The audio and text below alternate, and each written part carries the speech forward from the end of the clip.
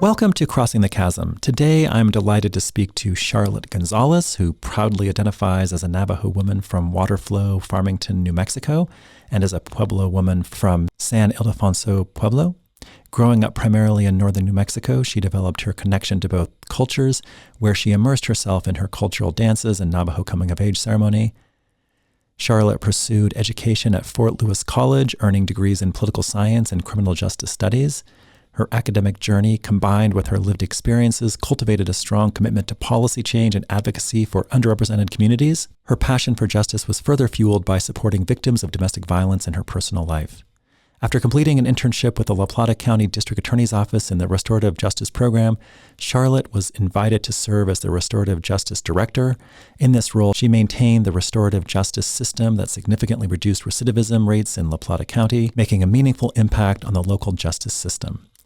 Now stepping into a role as Policy and Advocacy Director at the Coalition to Stop Violence Against Native Women, Charolette plans to leverage her knowledge and dedication to advance systemic change for Native communities. She also aspires to attend law school and continue her journey in advocacy and pursue a career as a lawyer dedicated to uplifting her community.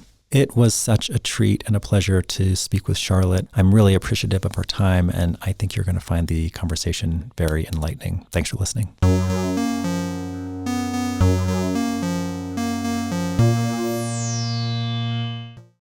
Charolette, welcome to Crossing the Chasm. Thank you for having me, Brian. I'm really happy to be here.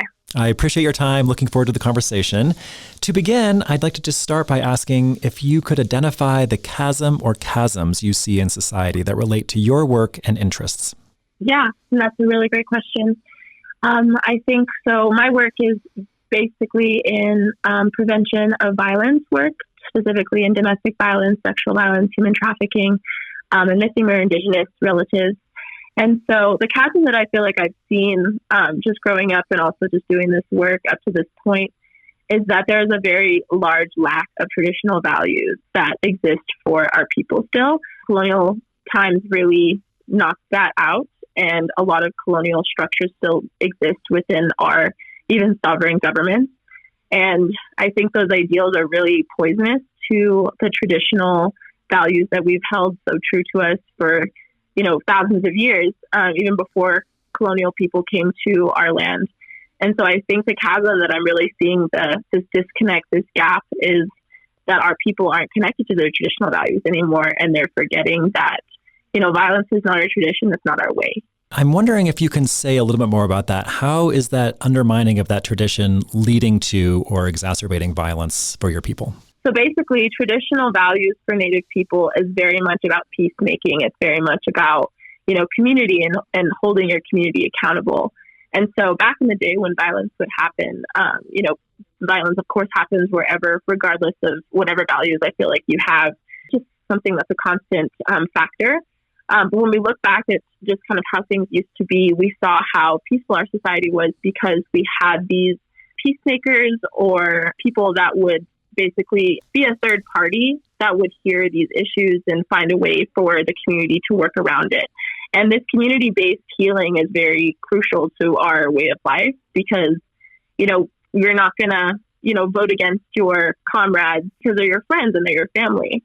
And with colonial ways, we see now that it's a very individualistic mindset, which means that, you're not thinking about your relative, your stranger. You're just thinking about yourself. You're thinking about your needs. And I think I see that this individualistic mindset is so poisonous sometimes because we aren't thinking about our community. We're not thinking about what's best for our community. We're not thinking about how this possibly could influence our communities further with just kind of providing examples of what we condone in our communities. And so that's where I feel like this disconnect is happening because a lot of our people are falling victim to these colonial systems that still exist. Can you say a little bit more about that? And specifically, how has this affected gender relations and women in particular? Yeah.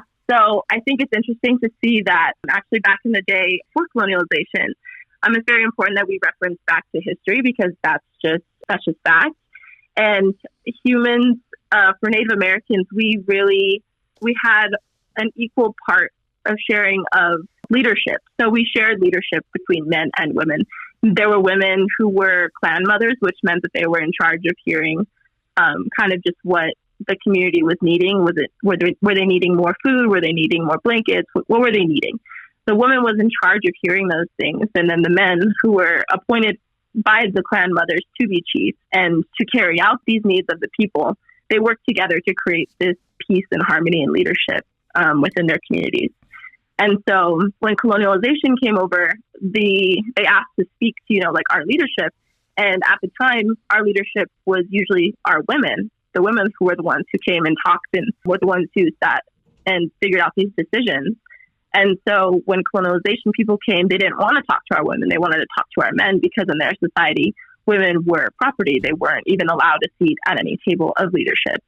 And so, the natives being very confused, they offered up their male leadership parts. And, we see like this decimation of traditional values of sharing, these leadership roles and how important it is for our societies to see how having an equal balance of leadership is important.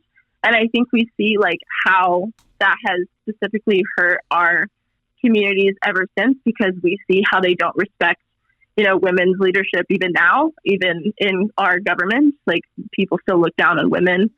We definitely do our best to try and get there, but that still exists. And I think as I see violence happen to women, it's also this colonial mindset of, we're not a part of the land. It's something to own. It's something to use. And Native people have a completely different mindset. We are connected to the land. We are connected to the earth, and we value it. And our stewardship is to the land. And so I think we have this connection also with the environment and how we exploit the environment and how we are connected to the environment as people, regardless of if you're Native or not. Like people are connected to the earth, and seeing this violence done to the earth is also a reflection of how women are exploited and violence is done to us. And so it's just like this collection of, this one moment, this one interaction has led to so much violence happening into our tribes because we let go of those traditional values, that community, that sharing of power. Thank you so much for that background. I really appreciate how you're grounding this. I want to move a little bit to some specifics. You are working very closely around this issue of violence. Can you just give us a sense about what's going on to Indigenous people and Indigenous women in particular as it relates to violence? So I work in policy and advocacy, which means that I get to see just kind of how certain laws are put in to support or to not support, our work and stuff like that. Growing up, I think I grew up in my reservation. I grew up in, my culture. And so I'm very close to both sides of my Navajo side and my Pueblo side. And I think I've just seen like so many women come with like, bruises on their face or like needing help, and like watching them become statistics is something just so sad to see. And so like working for this organization where I get to see like real change happening. Most Americans don't have any sense about the extent to which Indigenous women in our country experience violence. I'm wondering if you can just set the stage for us and give us some insights into statistics and just broadly, how much violence is there? Yeah.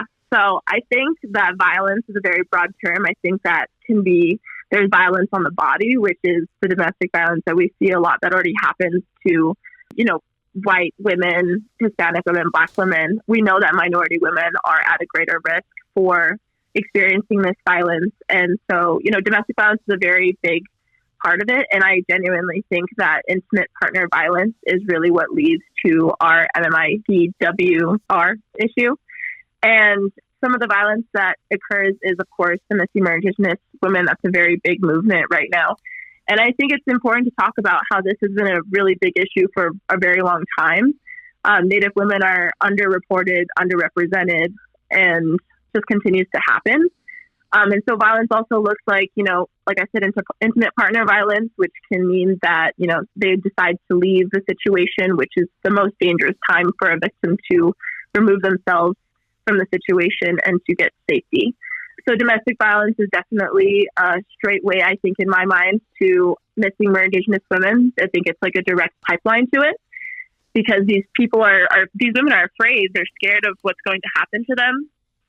And they seek, asylum somewhere else or try to find a way to get themselves to safety. But there's very limited resources. A lot of this happens in rural areas. A lot of our pueblos are in rural areas, which means that resources are not available. And by resources, I mean transportation, shelters, victim services, case management, really all the things that go encompassing to making sure that women are cared for. Our healthcare system is not very good. IHS is not a very reliable healthcare source for us. It's underfunded, which means it's under-resourced, which means they really can't help, Native people very often. And it's just kind of hard because, you were given all these resources and everybody thinks that we're given all this money and resources, but reality, they're not real resources. They're just kind of there as a placeholder just so that we feel like we are given something. And so all this violence really just comes from the lack of resources. It comes from, lack of reporting. 1 in 3 Native women will be subject to violence, and that they're 5 times more likely to go missing or experience violence. And the reason why we're so much higher than everybody else is because, there's no one to help us. I feel like there's a lot of systems in place for, current federal government that, uplift certain programs and fund certain programs. But I don't think people take into account that these programs do not exist on Native land. We don't have funds to do it. We don't have people that are willing to do it. I mean, we definitely have people who are about the cause. We have wonderful advocates that we work with. But I don't think people understand how much money goes into making sure that these women are safe, making sure that they have the resources that they need. And that's just a constant problem that I continue to see. Yeah, thank you. I mean, I was really struck by looking into this and the statistics. It's really quite shocking. And again, I really wanted to talk to you because I don't think most people across the country know much about this. Can you just say a little bit more about missing Indigenous women and abductions and sort of the context and the scale and the consequences? Yeah, so missing or Indigenous women is a very big topic right now, and I'm really glad that it's getting the traction that it deserves, especially with Emily Pike's recent murder. And I think it's really, you have to look at the rapid response that exists for this. And so there's very little rapid response because there's no system in place to deal with these things. And a lot of jurisdiction problems also arise. That's also a really big issue. I don't think people understand how jurisdiction really comes into play and how difficult that can make these situations that should be very simple to figure out. So with Emily Pike and her situation, what we have to really look at is the rapid response that doesn't exist. Like I said, the systems that we have in place federally that do support a lot of just regular Americans don't exist on tribal lands, which is where a lot of this can sometimes happen. Also, jurisdiction is a very big issue. I don't think people understand that in Pueblos, on one side of the road, there's the state, and then the road is state, and then the other side of the road is, tribal jurisdiction. And so when something happens in the middle, on the road or somewhere that is in the middle of those jurisdictions, it gets really confusing about who is supposed to be trying this case. How are we going to move forward? Who needs to be involved? And, that really slows down the rapid response to get this figured out. That really slows down this response to, finding this person and figuring out what happened. Is this whole play of, who is it? Whose job is it to do this? And that's what we call checkerboarding. And I don't think that's a known enough term. And I don't think it gets enough understanding of how complicated it can be. It's so much more complicated with jurisdiction and figuring out whose problem it is to figure it out and to get it solved. And with missing or Indigenous women, this happens all over. This happens in Washington where there's ports. This happens in Wyoming. This happens all over in the United States. And it's really sad to see because it's very much, I think, in my mind, preventable.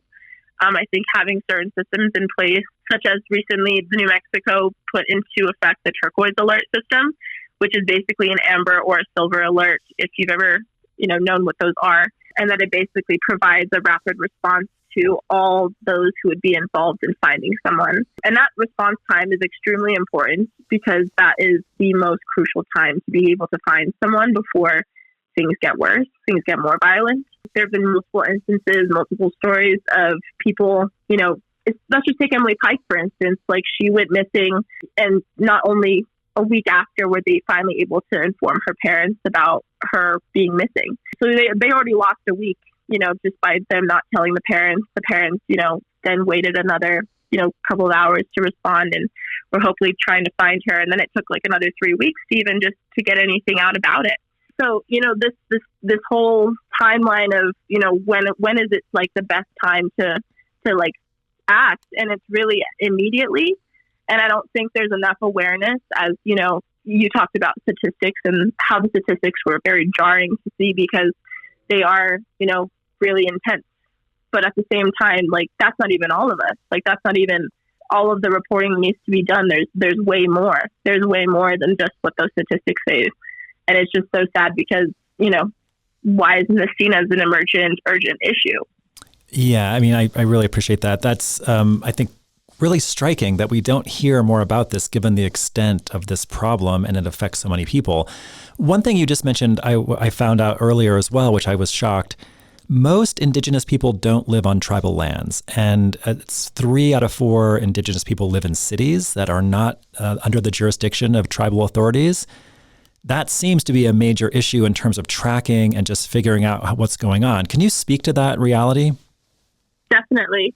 I've worked with multiple victims or have heard multiple stories from victims saying that, they had a situation with their partner or in a situation of some kind, and that they need help, they need assistance, but it didn't happen on tribal land. And so they're kind of in this, what do I do? Who do I reach out to for help? Can I reach out to like another neighboring tribe that's closer to me to be able to get me there? I think transportation is a really big deal as well. I don't think people take into account, when someone needs to leave a situation, like they may or may not have transportation, they may or may not have money. To leave these situations is, like I said, one of the most dangerous parts, because when they seek to leave, like that's when, they are at the most harmful point, because the perpetrator can be very dangerous also to them during that time. Thinking about this and thinking about just how I've met some people who have dealt with this, it's the same thing. They don't know where to go. There's no like mandated one version that is communicated to all the tribes. It's really hard to do that. And yeah, I think it's just, there's no resources that exist even on the tribes. Like there's very few tribes that have enough money to support systems like victim services within their tribe. I know Isleta definitely has some, but they also have a really great foundation of how they, procure their funds. But not every Pueblo is like that. Honestly, it's to talk about money and just how like that impacts us. It's really about, this formula that I don't think many people know about, how tribes get their money. Tribes get their money based on a formula, which it means that if you have a smaller population of tribal members, that's how much money you're being allocated. So depending on how big your population is, depends on how much money you're given. So say like a larger tribe, ask for some money and for some funds, they could very well be given like a very large amount, and then a smaller tribe be given like a very small amount just based on their population. And that doesn't seem fair, because most of the time those smaller tribes are the one that needs the victim services or just resources in general the most. And so we're just at this impasse, I feel like, that we need some systems created, but there's very little understanding about how deep this goes. Yeah, thanks for that. I guess I'm really wondering about some context, and I'm wondering if you'd be willing to share your thoughts on what society generally assumes about Indigenous women or about the violence against them that's just basically wrong. And I know that's a broad question, but I just want to get some context from you about how this is perceived outside of tribal lands and jurisdictions. I think that it's kind of hard to answer that just because I don't think people really see it as a problem. I don't think many people still know that we are here. I've been and traveled to other countries, and I tell them like where I'm from and that I'm an Indigenous Native person from North American lands, and they don't even know what to do with that. They don't even know what to do with the fact that I told them my ethnicity. They never heard of it before. And so I think there's this big misunderstanding that Native people are, lazy, or they get all these handouts from the government, and, all this stuff is self-inflicted that we did to ourselves. But in reality, like, that's not the truth. Our history has been wiped. A lot of people don't even know, like, really the true history, especially in the current times of our administration that is very hostile to minorities. So I think that, the perception that they have is that we get handouts and we have it easy. There's only a few of us that maybe we still hunt half naked, basically. I grew up with people making jokes about that, thinking that it was funny. And I think that, people need to understand and really inform themselves about the world around them. And I don't really know how to make that happen because I can't force them. And the information is literally at our fingertips as we hold computers in our hands. And yeah, I think it's just really hard to communicate to people when they don't even know that you exist. They don't even know that you're here. I've gotten actual surprise reactions that I tell them that, I'm Native American. They're like, wow, you still exist. And it's almost like, are you kidding me? We've been here the whole time.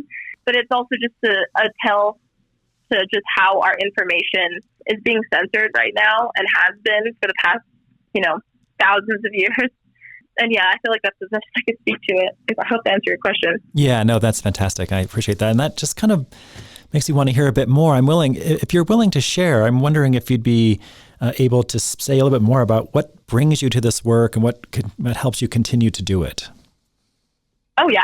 No, I love talking about this. So I actually have a cousin. Her name is Destiny Atencio. She went missing probably 5 years ago, and I still haven't heard anything about it. Our family still haven't. So I'm an impacted family member about that.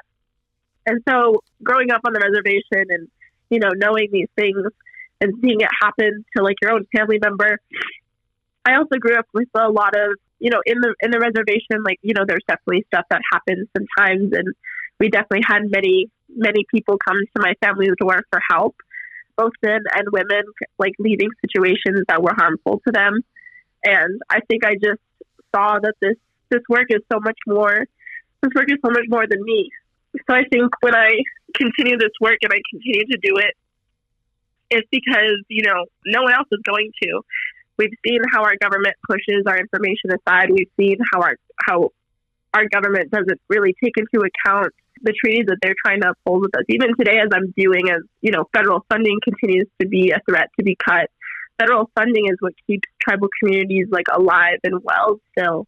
And that's a treaty that they made a long, long time ago that they don't seem to be in the mood to be honoring. And so I think that whenever I do this work, I just know that no one else is going to do it. So I have to.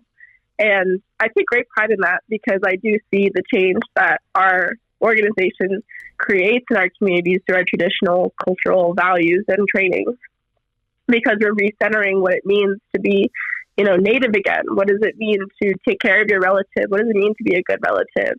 What does it mean to respect, your Native women who literally birthed our nations into existence?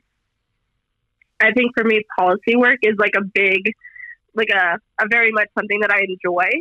And so to be a part of change that is going to last, such as the turquoise bill that I had mentioned earlier, the turquoise bill is a really great step in the direction that we're taking ownership that this is a problem and it needs some level of fixing on the legislative level, on the community level, on the data level as well. And I think that working in policy will continue to show me that, this is, where I belong. And this is how I have chosen to make the difference for, my communities who maybe are not as educated or do not have the resources to be able to provide that for themselves. Thank you so much for sharing. I really appreciate that. And I thank you for the work you're doing. It's and for sharing this with people who are not aware of all of this. I really appreciate that. I want to move in just a moment to the proactive work you're doing and the vision you have. I just want to ask one more quick question, which is, in the beginning, you mentioned that there was a linkage between degrading the earth, degrading the environment, and degrading indigenous women. And can you say a little bit more about that? How do you see that linkage? Yeah, no, definitely. I think I want to say that it's called environmental feminism. The way that Native people view the earth is something that we are connected to. It's something that gives us life. And in the same sense, women give us life. Women give, like I said before, they literally birth our nations into existence. They nurture them into existence. And I don't think that people who are, raping women, who are beating women, are actually taking into account how much impact they have in creating our societies. They deserve the respect. They deserve the, acknowledgement that their bodies are sacred. And the same way that we see that the earth is sacred and that it provides water and food and shelter for us, mothers also do that. Mothers also, care for their children until they're able to walk alone and do their own thing. And so this correlation that we have with the land and with women, colonization exploits the land. They see it as something to use, something to get something out of, not something to be a part of. And Native people completely refute that and see the land as something to, steward, to take care of. We are a part of it and we can't exist without it. And so I think this correlation with, women feeling the exploitation, women are being used. They're not being seen as sacred. They're not being seen as beings that create life and take care of our societies and are, educating our young and providing safe spaces for them. And so this really skews the worldview of women because of how we are deciding to treat the land that nurtures us. Yeah, that's just what I was looking for. Thank you so much. You're speaking with such clarity. I really appreciate that. I do want to move now a little bit to your vision or your thoughts on how we can address these systemic problems. I want to open it up very broadly, and you can take it where you will, and then we'll get more specific. But what is your vision moving forward for addressing these realities and problems? I really like this question. I think for me, I mentioned earlier that I'm very much into policy and advocacy as it is kind of the realm that I'm working in right now. And I definitely foresee myself continuing this journey even after whenever I decide to leave the coalition. I think the vision for us is to cultivate our traditional values, bringing back our language. Our language is like the breath of all of that we do. It holds all of our stories. It holds all of our songs. If we don't have our language, we don't really have too much to go on with our culture.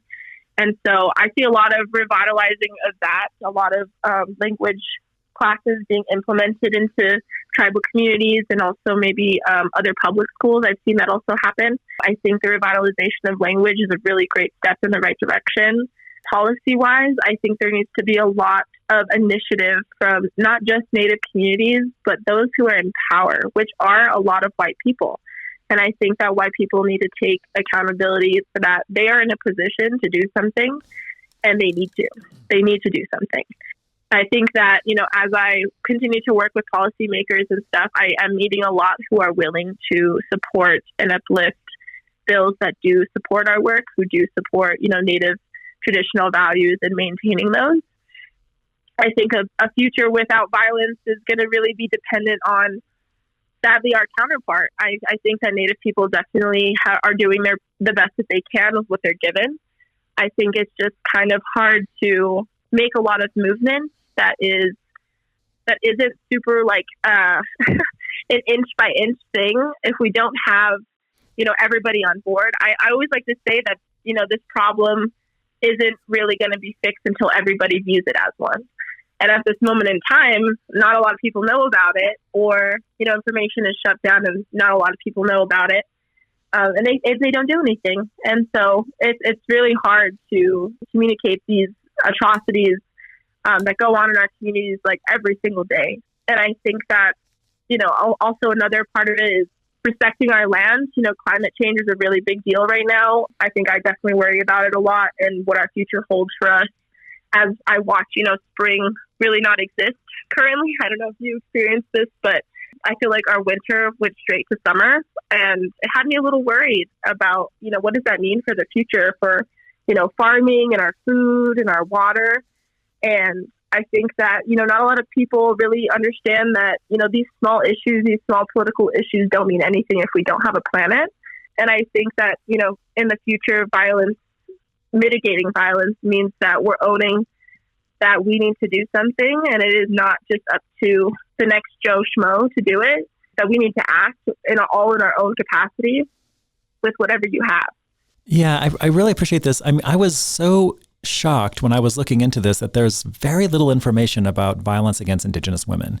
And you were just mentioning the necessity for having coalitions beyond just tribal communities, and that most Americans don't know very much about this. And I know you don't have all the answers, but I'm just wondering if you could think through this a little bit. Like, how can we get, especially white communities, to care about this and to get involved and to not just say it matters, but to actually do something? And again, you don't have any answers for that, but I'm just wondering if you have thoughts for ways forward.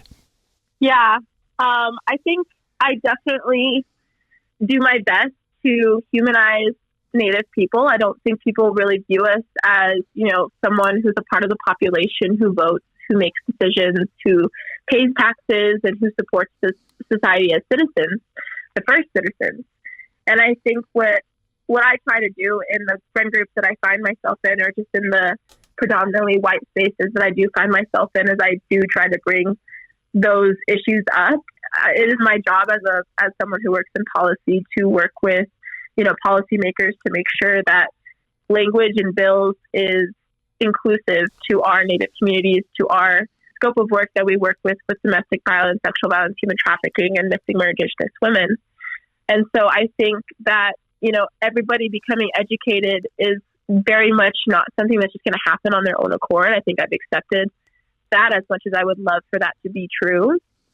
And I think I take it upon myself to educate, my fellow strangers, regardless of what race you are. I do my best to try to inform to the best of my ability, to the best of my experiences. And I always am very open to hearing their side, what they've heard, and, correcting them if that's something that they're open to.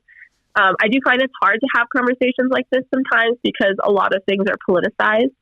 And, this isn't something that's politicized. This is something that is happening. This is something that has happened. This violence has been occurring for a very long time. And this isn't new to us. We do our best to try and be I feel like Native people are very humble and we're very quiet, but we're very strong people. And so to see and talk to people and try to, get them to understand that this is who we are. This is our way of life. This is why, this is better for us. This is better for everybody. It's really hard to have those conversations because I've not definitely been welcomed by very many to have that conversation. And so I guess in the future, I really hope that, people will be open to hearing someone else's opinion and also hearing that they need to look into more information and not taking something off of face value. I think looking into everything and being skeptical is really what's going to save us. And I really hope that, that is something that people also see and also strive for. I'm going off script here because what you're saying is really resonating with me. I guess for me, I'll just talk about my personal interest in this and situation. In some cases, it's very difficult to know how to engage this issue or to engage with Indigenous people precisely because of all the things you've just been talking about. And that seems to be in some ways a barrier for, working in common cause. I'm wondering if you have any thoughts about that or about ways in which, especially people from white America and communities, can find ways to bridge this gap to tribal people and Indigenous people in general. Yeah, no, that's a really good question. What I've noticed is that, I don't think white people really understand how we have been observing all of the behaviors that have gone on to our people. Violence has been created for us. It's been done to us. And, treaties have been broken when we thought that we could trust some allies. Boarding schools have happened. They've taken, our children and tried to assimilate them into American culture against their will. And so after seeing all this and having, different various people coming into our communities trying to say that, they're going to help us, they're going to help support us, they're going to represent us, a lot of times that they come into our communities and they don't actually do that. They don't actually support our views. They're not actually there for the benefit of us. They're for the benefit of whatever workings that they're doing to try and get them by. And, I can understand that. I definitely, do my own work and try to do my best to get my work done as well. But I think people need to understand that they need to acknowledge that this history has happened. They need to understand that, we still understand and hear and observe all of these things. And that if they're willing to come into our space and be open to everything, even open to the fact that we may be a little, not really excited to see you. And just understanding that, it's a privilege to be in that space because we definitely don't have any reason to trust a lot of white people or people of the Americas in general. I think that, there has to be a lot of retribution. I think retribution looks a lot like, giving tribal communities more funding. I think it looks like giving them a seat at the table at the federal level where a lot of decisions are made. I think it's also, holding, your fellow white people also accountable. I think seeing, I've worked with some white people who understand this, and it's always so refreshing because they are willing to put their own feelings aside. They're willing to put away this like white guilt that I've heard of before, and they don't accept that. They're like, you know what, like my people didn't do good things to you, and I accept that, and I accept that I'm a guest in this space, and I'm willing to, put myself in your shoes and be a little uncomfortable. And I think that that's what I've hoped for a lot of the times that I've worked with different kinds of people, is that sometimes they're not willing to be uncomfortable. And in a lot of the spaces, they are white predominant where they do feel comfortable a lot. And I think that this uncomfort is where a lot of growth will happen. Yeah, that's very well said. Thank you. I want to spend a little bit of time on your expertise in areas. You already mentioned one example of the turquoise alert system, but can you speak to any policies that are currently in place that you think are quite important, or policies that you're working towards that you think are quite important for addressing violence against Indigenous women? I honestly am going to reference you to our coalition website, which is at CSVANW.org. It's our policy resource hub. And so I basically created this resource hub, which provides New Mexico policy information that uplifts and impacts our scope of work and our tribal communities, along with federal policy information that uplifts and impacts our communities. And so some of the ones, New Mexico policy information is House Bill 278, which is the establishment of the MIWR task force. And so basically this was a bill passed in 2020, and it provided recommendations to improve data collection, support survivors and families, and enhance justice system responses. This task force has been disbanded, but it should be recognized that the Senate Joint Memorial 2 is the new task force that has replaced the MIWR task force under the Pueblo Council of Governors. And so this was a task force that was created to basically address the MIWR crisis that we are experiencing in New Mexico. Like I said, since then it's been disbanded, but there have been other ways of trying to kind of build this task force back up. Another one is the New Mexico State Response Plan, which was in 2022. The New Mexico Indian Affairs Department released an MIWR State Response Plan. This comprehensive strategy aims to address the MIWR crisis through improved data collection, support of survivors and families, and enhanced collaboration between tribal, state, and federal agencies. The plan emphasizes the importance of cultural appropriate responses and the need for systemic change to prevent violence against Indigenous communities. There's also the Family Violence Protection Act, proposed legislation for the Strengthening Victim Protections of 2025, and then the Turquoise Alert Bill. Those are all that I know of for New Mexico currently. I know that there were a few bills passed that I did miss, but I will reach out to our Bold Futures relatives and ask them to provide me with some of the policies that they were able to watch, since that's what their expertise is. Federally, Violence Against Women Act, which is the VAWA Reauthorization Act, which basically creates a federal court within tribal courts to handle domestic violence situations, because that's the only way that our laws work currently.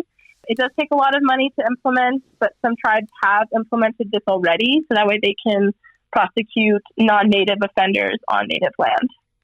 And there's also the Savannah's Act, Ashland's Law, Amber Alert, and Indian Country Act of 2018. So the Ashland Mike Amber Alert and Indian Country Act of 2018 is a federal law designed to help Native communities set up and improve Amber Alert systems to quickly locate missing children. This law was created after Ashland Mike, an 11-year-old Navajo girl, was abducted and murdered in 2016. At this time, her tribal community did not have access to the Amber Alert system, which delayed the emergency response. And that's also why we wanted to have the turquoise response, because this, like I said, this rapid response time is crucial to finding and making sure this person stays alive. Another one is Domestic Violence Offender Gun Ban, the Family Violence Prevention of Services Act, which is the FVPSA, the Victims of Crimes Act, which is VOCA, VOCA, Missing and Married Indigenous Women and Relatives, MIWR, the Not Invisible Act, Safe Housing Act, and the Tribal Law and Order Act. All of this information can be found on our page on the CSVANW Policy Resource Hub. I appreciate that overview. That was super helpful. I guess I'm wondering if you were in charge, let's just be general about this, and could make any changes, what do you think are the most important changes or policies that you would put in place if you could? That is a fantastic question. I mean, I've talked about funding a few times, and I really, truly believe that if funding, honestly, I think getting rid of the Oliphant fix is something that I would do. I don't know if you're aware of what the Oliphant fix is, but the Oliphant fix is basically a limiting factor to allow tribes to try non-native people on native land when they do things on native land. It makes it extremely difficult with jurisdiction issues. I think removing that, I've heard that from so many tribes, how much that would help them out. So getting rid of the Oliphant fix would definitely be one.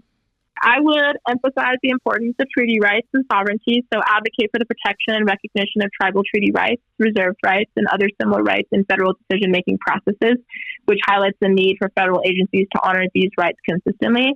I say that because a lot of treaties have been broken, and we continue to see that happen even just today, with federal funding being up in the air for tribal communities. I would also promote meaningful consultation processes, so encouraging the implementation of robust consultation processes that respect tribal sovereignty and self-governance. Advocate for consultations that are timely, transparent, and inclusive, allowing for meaningful input from tribal leaders and communities. And by this, I mean, strong communication between federal government and tribal government, and making sure that they're being heard and that real actions are being taken to the things that they bring to the table. Addressing climate change and environmental concerns, discuss the impact of climate change on tribal lands and resources, advocate for federal policies that support tribal-led conservation efforts and the protection of sacred sites. 80% of our biodiversity is protected by Native people. And I think that's a really amazing number, because I truly see how much we value, our communities and, keeping them healthy. And that means, taking care of our land. Enhancing access to federal funding resources, like I said, highlight barriers that tribal governments face in accessing federal funding and resources, advocate for streamlined processes, and increase support to ensure the tribal communities can fully benefit from federal programs. I would also strengthen nation-to-nation relationships, reinforce the importance of maintaining strong nation-to-nation relationships between tribal nations and federal governments, which means advocating for policies that respect and uphold tribal sovereignty and self-determination. Another one is increased funding for tribal domestic violence programs, so push for expanded and sustained funding under programs like the FDPSA and through VAWA tribal provisions, and then emphasize the flexibility and funding needed to address unique community needs, such as cultural healing programs, emergency shelters, and transportation. I would also support full implementation of VAWA 2022 and tribal provisions, so advocate for resources and technical assistance to fully implement VAWA expansion to tribal jurisdiction over non-native offenders and crimes like child abuse, sexual violence, stalking, and obstruction of justice. Call for DOJ and BIA support in building capacity, judicial training, law enforcement, and tribal court systems. I also think building infrastructure for safe housing and shelters is also really important. Highlight the dire need for safe and culturally appropriate shelters for survivors of domestic and sexual violence in tribal communities. Strengthening tribal justice systems, push for investment in tribal law enforcement, legal advocacy, and restorative justice practices, which are rooted in indigenous values. Advocate for more autonomy in administering justice and handling cases involving domestic violence in tribal courts. Improve coordination between federal, state, tribal entities. Address missing or indigenous people. Trauma-informed and culturally based services. I think this is a really important one. So advocate for funding and training for trauma-informed care, traditional healing, and culturally specific interventions for survivors. Promote inclusion of elders, medicine people, and traditional practices in survivor support and recovery. And it's interesting as I talk about these and how I really want this to be traditionally centered, and all of these, things I'm bringing up, they're all talking about how we need to center this traditional values. And it's interesting because a lot of, the things that work really well in our society, such as democracy, was originally taken from Native communities. Native communities are the ones who created a democracy-like structure. And, to see people or scientists figuring out that, plants can see us, they have feelings, that's something that Native people have always known. And so I think, this isn't only just beneficial to Native communities, this is beneficial to everyone. And I think once people understand that that's something that can happen, that is real, I think that we'll have a lot more people on board. Yeah, thank you. I really appreciate that comprehensive approach. It sounds like there's a lot we can do and there's lots of opportunities. I want to end with a couple of personal questions, but one last question before we get to that, which is, how are we doing? Are we making progress? Do you see progress being made? Are we going in the right direction? What's your assessment around how we're doing around dealing with this issue of violence to women? Yeah, I think that, progress, especially in policy and especially with this issue, is centimeter by centimeter, but I think it is progress. I think seeing, women come into leadership roles, it does take time, but it happens. And seeing, our representatives this year for the New Mexico legislature, we had the most Native representation we've ever had. And I think, that is measurable progress. I think that's progress that we can sustain and continue to build off the momentum. I think that currently with the hospital administration, it is really hard to see how much work has been put into creating these systems and to creating these programs, and them just really being torn down without a second thought of how much work and how much advocacy and how many stories were put into making this possible. Yeah, thank you so much. And I really appreciate your thoughts. And I'd love to end with a couple of questions that are just more personal, and you can take them where you will. I'm wondering if you can just speak broadly about what you see in society that gives you inspiration and energy. I think it's really just the possibility that, progress can happen. I'm very much someone who's very positive, and I very much look for, the good and the positive in all the things and the light at the end of the tunnel. And I think I just hold on to the fact that, Native people have suffered through way worse than what we're going through right now, and we're still here. And so I think, my communities being alive still is what keeps me going. I'm wondering if you have read or seen or heard anything recently that made you think in new ways or more deeply about the work you're doing or the current moment we have in society. I could probably recommend you some books. I can't really think of any off the top of my head. I think The Women Who Run with Wolves is a really good, just kind of testament to, women and being strong and what that means. I think I just read a lot of the news now, and I think I get hope from even just small wins. I'm trying to think of one. I think I get a good kick out of watching Jasmine Crockett speak her piece. Definitely read a lot of news. And a lot of it is very bleak, and I try to hold on to a lot of hope about that. But I really am I'm a big observer of actions, less so of kind of, the literature, I guess, portion of it. I'm really inspired by a lot of, women who are currently doing their work now. Yeah, I'm open to reading a lot more about various different topics. I love information. Yeah, thank you. And then lastly, as you're working amongst all these problems around you, what gives you a sense of peace and joy? I don't know if I have a lot of peace right now with everything going on, and I think that's normal. I think to be at peace the way things are right now with genocide happening across the seas, and I don't think we should be peaceful. I don't think we should be anything except angry, especially with the fact that our democracy is under attack. I think currently I find a lot of peace and joy in just seeing the small wins that come out of the work that we do. Our communities are very thankful for the support that we provide, and we literally see how much they appreciate it every time they come to our events, or just out of the experience that they've had with us in the past, and how they continue to be an advocate and work with us and are excited to see us and welcome us into their communities. And if there's a consultation that's happening, they look to us to be like, is this safe? Is this okay? And I think that brings me joy and peace to the level I can have it at this moment in time. Well, Charolette, thank you so much for speaking with me today. Of course. Thank you so much for having me, Brian. I was so happy to talk to you.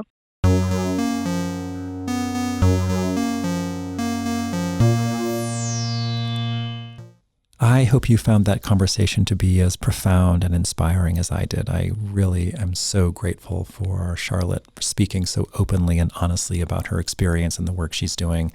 And I just want to acknowledge how grateful I am that she's doing that work and the organization she works for. Thanks, as always, to the executive producers of Crossing the Chasm, Dan Phillips and Cody Bayless. Thanks to Anodyne Diversion for the music. And thanks to all of you for tuning in.